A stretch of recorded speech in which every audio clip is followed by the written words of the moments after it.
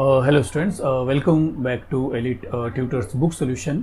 चलिए इस वीडियो में हम देखने वाले हैं अंकिला मी दास तुझा इस संतवानी का प्रश्न उत्तर और इसी संतवानी का एक्सप्लेनेशन का भी वीडियो आपको एलिट ट्यूटर्स चैनल पे मिल जाएगा और इसी वीडियो के डिस्क्रिप्शन बॉक्स में भी मिल जाएगा। आप उसे वॉच करके इसका जो एक्सप्लेनेशन वहाँ पे हुआ है वो आप देख सकते हो सो दैट आपको अच्छे से समझ में आ जाए। इस वीडियो में लेकिन हम देखने वाले हैं प्रश्न उत्तर थोड़े से एक्सप्लेनेशन के साथ में। तो चलिए शुरू करते हैं। तो सबसे पहला अगर आप प्रश्न देख रहे हो तो यहाँ पे लिखा है कि पाठाच्या आधारे खालील कृती केव्हा घडतात ते लिहा। तो आपको ये बताना है पाठ के आधार पे, मतलब इस संतवानी के आधार पर ये जो कृति है ये कब हुई है, ये आपको बताना है। जिसमें से पहला कृति दिया है कि माता धावून जाते, तो माँ दौड़कर जाती है। तो माँ दौड़कर कब जाती है? संतवानी में अगर आप देखेंगे तो माँ तब दौड़कर जाती है जब उसको पता चलता है कि उसका बच्चा किसी वजह से आग की चपेट में आ जाता है। तो यहाँ पे वही लिखा है कि माता धावून जाते जेव्हा अग्नित बाळ पडते, जब उसका बेटा उसका बच्चा किसी तरह आग में गिर जाता है, आग में चला जाता है, तो माँ उसकी दौड़कर भागती है।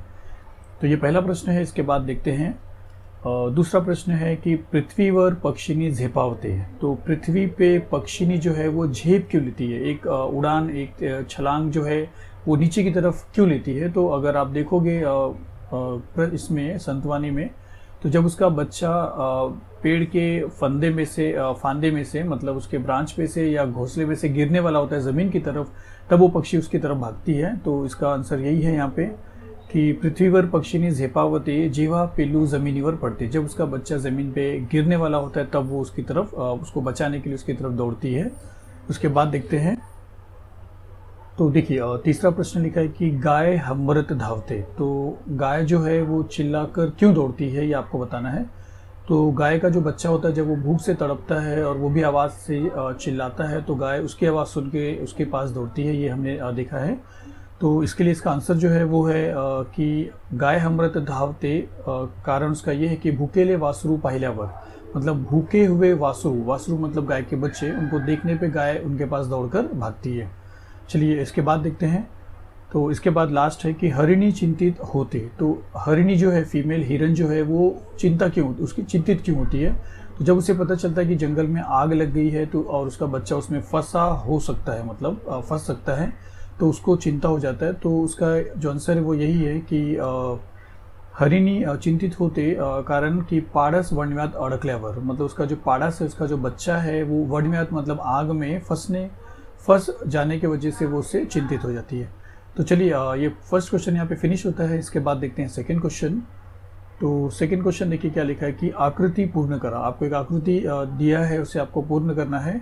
तो आकृति क्या लिखा है देखिए कि कवितेतील माता आणि हरिणीचे वर्णन करणारे शब्द। तो ऐसा कौन से शब्द जो आपको माता और हरिण का वर्णन कर रहा है, ऐसे कौन से शब्द आपके संतवानी में बताया है?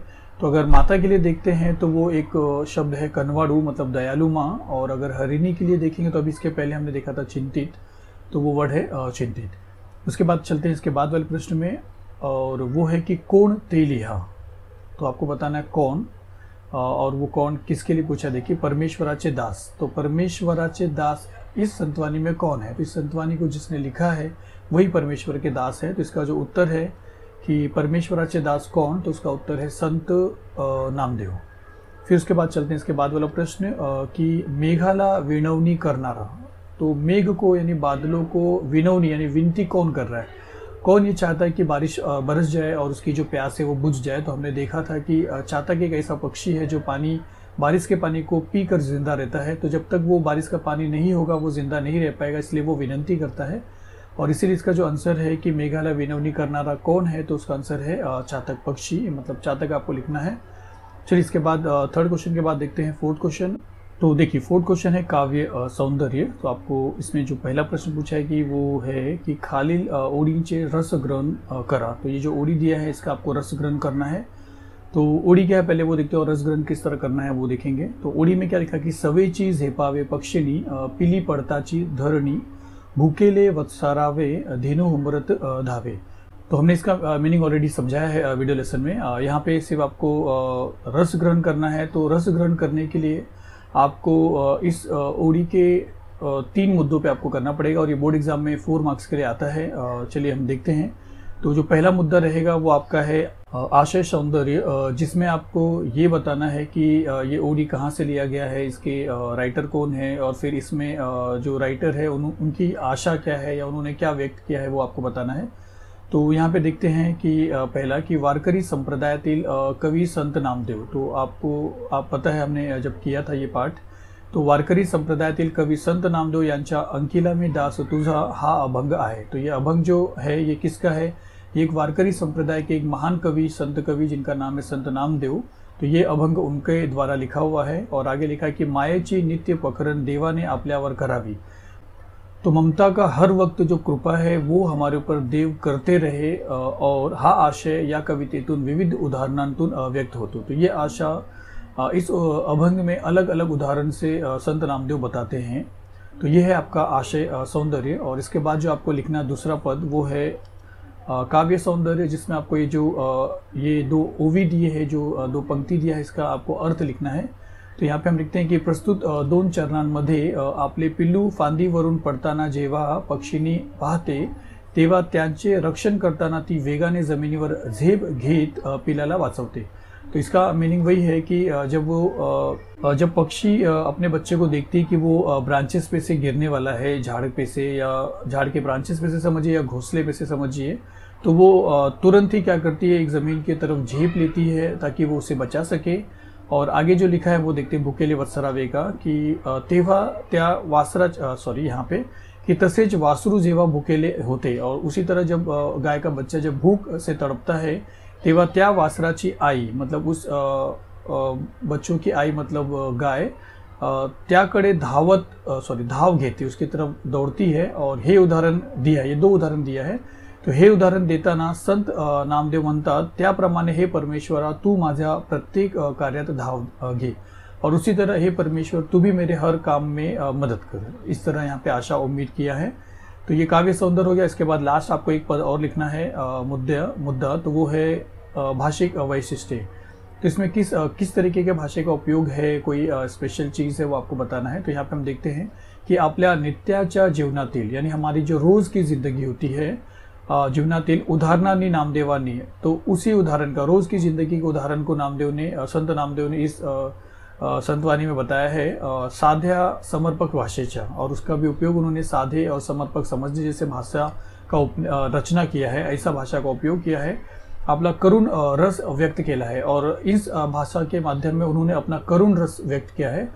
करुण रस मतलब वो रस होता है कि जहाँ पे एक इंसान किसी की आस लगा के बैठा हो, जैसे यहाँ पे संत कृपा की आस लगा के बैठे हैं संत नामदेव। तो उस रस को, उस मिलन को हम बोलते हैं, उस मिलन को समझिए हम बोलते हैं करुण रस। तो चलिए ये खत्म हो रहा है। इसके बाद देखते हैं। तो चलिए देखिए इसके बाद क्या लिखा है कि आई प्राणी पक्षी यांच्या मातृप्रेमाचे कवितेतून व्यक्त झालेले वर्णन तुमच्या शब्दात सांगा। तो माँ, प्राणी और पक्षी का जो माँ का प्रेम है कविता में जो व्यक्त हुआ है, आपको उसको अपने शब्दों में वर्णन करना है। तो चलिए देखते हैं इसका उत्तर। तो आई म्हणजे देवाचं दुसरं रूप, तो इसका मतलब है कि माँ देव का दूसरा रूप है। फिर आगे लिखा कि असं म्हणतात की देव स्वतः या जगात येऊ शकत नाही म्हणून त्याने आईला या जगात पाठविले। और ऐसा बोला जाता है कि देव जो है वो यहाँ पे नहीं आ सकता है, इसीलिए उसने क्या किया है, माँ को भेजा है, मतलब एक देव ही यहाँ पे प्रकट हुआ है। फिर आगे देखिए क्या लिखा है कि प्रस्तुत अभंगातून आईच्या प्रेमाची महती सांगताना संत नामदेव सांगतात की आगीमध्ये जर एखादं बाळ सापडलं तर त्याची दयाळू आई अति व्याकुळ होऊन त्याला वाचवते। तो प्रस्तुत अभंग में माँ की जो महानता है उसको बताते हुए संत नामदेव कहते हैं कि अगर आग में कोई एक बच्चा अगर चला जाता है किसी वजह से, तो उसकी दयालु जो माँ होती है वो बहुत व्याकुल होकर, बेचैन होकर वो उसे बचाने के लिए दौड़ती है। फिर आगे क्या लिखा कि प्राण्याच्या प्रेमाबद्दल सांगताना, फिर प्राणियों के प्रेम के बारे में बताते हुए कहते हैं, यहाँ पे जो लिखा है प्राणी के बारे में, आई के बारे में हमने देखा, तो कहते हैं कि संत नामदेव सांगतात की एखाद्या गायीचे वासरू भुकेने व्याकुळ होऊन ओरडत असेल तर ती माता मतलब गाय त्याच्यासाठी धावून जाते। तो संत नामदेव बोलते हैं कि अगर कोई गाय का जो वासरू है, मतलब गाय का जो बच्चा है, अगर वो भूख से व्याकुल है और वो ओरड़ता है यानी चिल्ला रहा है, तो उसकी जो माँ है मतलब गाय, वो उसके लिए उसके पास उसकी भूख मिटाने के लिए उसके पास दौड़कर जाती है। फिर आगे लिखा कि त्याचप्रमाणे उसी तरह जंगलात वणवा लागला असेल आणि जर एखाद्या हरिणीचे पाडस त्यात सापडले तर ती हरिणी त्यास वाचवण्यास अति चिंतातुर होते। तो दूसरा लिखा है कि अगर उसी तरह अगर जंगल में अगर आग लग गया है और एक कोई हरिणी जो है उसका अगर बच्चा उसमें फंस गया है, तो उसको बचाने के लिए वो बहुत चिंतातुर होती है, यानी बहुत चिंतित होती है। और आगे फिर लिखा है कि पक्षी के बारे में कि त्याचप्रमाणे एखाद्या पक्षीनी चे पिल्लू घरट्यातून खाली जमिनीवर पडले तर ती पक्षी त्याला वाचवण्यासाठी लगेच झेप घेते असे सांगितले आहे। तो पक्षी का एग्जाम्पल देते हुए ये भी बताया कि अगर कोई पक्षी का बच्चा अगर ज़मीन पे गिरने वाला है तो उसकी माँ उसको बचाने के लिए तुरंत झेप लेती है, उसको बचाती है, छलांग लेती है। तो चलिए इसके बाद जो प्रश्न है वो क्या लिखा है कि संत नामदेवांनी परमेश्वराकडे केलेली विनंती सुधारण स्पष्ट करा। तो संत नामदेव ने परमेश्वर से जो विनंती की है उसका उदाहरण देते हुए आप उसको स्पष्ट करिए। तो चलिए उत्तर देखते हैं कि संत नामदेवाने श्री विठ्ठलाला माऊली आई असे म्हटले आहे। तो सबसे पहला कि संत नामदेव ने श्री विठ्ठल को अपना माँ समझा है, और यहाँ पे इसका मतलब हो गया। फिर आगे लिखा है, देखिए, आईची माया जशी तिच्या बाळावर वर्षत असते। तो जिस तरह एक माँ का प्यार अपने बच्चों के ऊपर बरसता रहता है, तशी मायेची व प्रेमाची पाखर, उसी तरह माँ का ममता और प्रेम की जो बरसात है, हे देवा तू माझ्यावर अविरत करावीस। तो हे परमेश्वरा, वो बरसात तू भी मेरे ऊपर अविरत यानी हमेशा करते रहे, अशी विनंती संत नामदेव या अभंगात करता। तो ऐसी विनंती संत नामदेव जो है वो इस कविता में करते हैं। फिर आगे उदाहरण देते हैं कि अशी विनवणी करताना त्यांनी खालील उदाहरणे दिली आहे। फिर आपको देखिए यहाँ पे जो इतना लाइन लिखा है वो लिखना है कि अशी विनंती करताना त्यांनी खालील उदाहरणे दिली आहे, और इसके बाद जो हमने उदाहरण पीछे पढ़ा है पक्षी का, गाय का, हरिण का, ये सब आप लिख लीजिए वहाँ पे, आपका ये पूरा आंसर कंप्लीट हो जाएगा। तो बस आपको इसमें इतना ही लिखना है। चलिए इसके बाद देखते हैं। तो इसके बाद जो प्रश्न है वो है, पक्ष्याच्या व प्राण्याच्या आपल्या पिलाशी असलेल्या संबंधाबाबत तुमचा अनुभव लिहा। तो आपने अगर पक्षी को देखा है, प्राणी को देखा है, और आपने ऐसा पाया है कि वो लोग किस तरह उनका ख्याल रखते हैं, तो आप कुछ देखें हैं तो आप कुछ एग्जाम्पल्स देके आप अपना अनुभव बताइए। तो यहाँ पे अगर हम देखेंगे तो देखिए कि पक्षी आपल्या पिलांना उड़ण्यापासून अन्न कसे शोधावे हे शिकवतात। तो हमने देखा है कि हर पक्षी अपने बच्चों को किस तरह उड़ना चाहिए वो तो सिखाता है, और साथ ही साथ अपना जो अन्न है, जो अनाज है, जो उनका जो खाना होता है वो किस तरह ढूंढना चाहिए वो सिखाता है। फिर आगे क्या लिखा देखिए कि प्राणी आपल्या पिलांना शत्रूपासून धोका कसे टाळावे याची शिक्षण ही देतात। तो हमने ये भी देखा है कि जो प्राणी होते हैं वो अपने बच्चों को अपने शत्रु से, अपने दुश्मन से जो खतरा होता है उससे किस तरह टाला जाए या उससे किस तरह बचा जाए, इसकी भी शिक्षा देते हैं।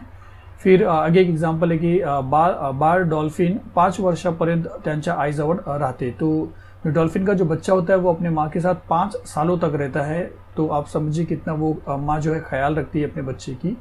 फिर आगे लिखा है कि कंगारू आपल्या पिलासी संकटाच्या वेळी आपल्या पोटात घेते। ये आपने देखा कि कंगारू के पेट में एक थैली जैसा होता है, पॉकेट जैसा होता है, तो संकट के टाइम वो अपने बच्चों को उस पॉकेट में रख कर उसकी संरक्षण करता है।